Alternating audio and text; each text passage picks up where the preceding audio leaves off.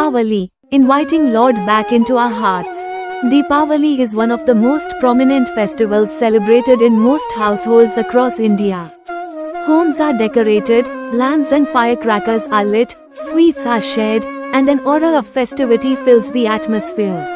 But beyond the colorful lights and celebrations, Deepavali carries a profound spiritual message that can illuminate our hearts and guide our lives towards divine consciousness.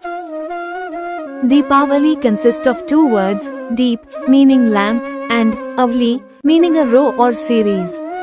Together they signify the festival of lights, an occasion that celebrates the victory of light over darkness, knowledge over ignorance, and devotion over forgetfulness of God. Traditionally, Deepavali marks the joyous return of Ram to Ayodhya after 14 years of exile.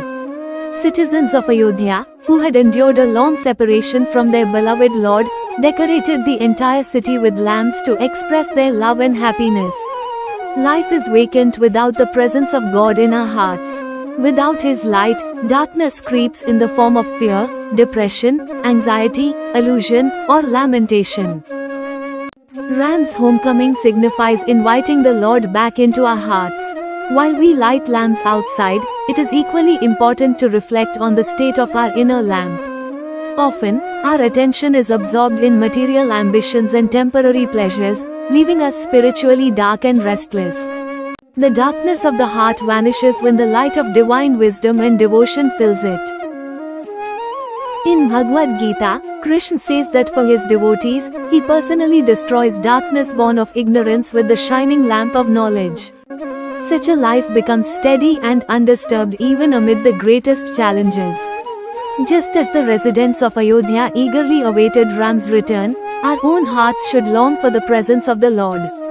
That eagerness to welcome Him, to see Him, serve Him, and please Him is the real essence of Deepavali. Another beautiful pastime connected with this day is the Damodar Leela. Mother Yashoda desired to feed Krishna with the most delicious butter. As she was churning butter, Krishna sat on her lap.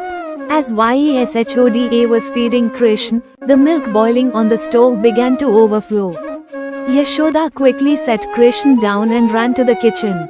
Feeling neglected, Krishna became upset, took a stone, and broke the pot of butter.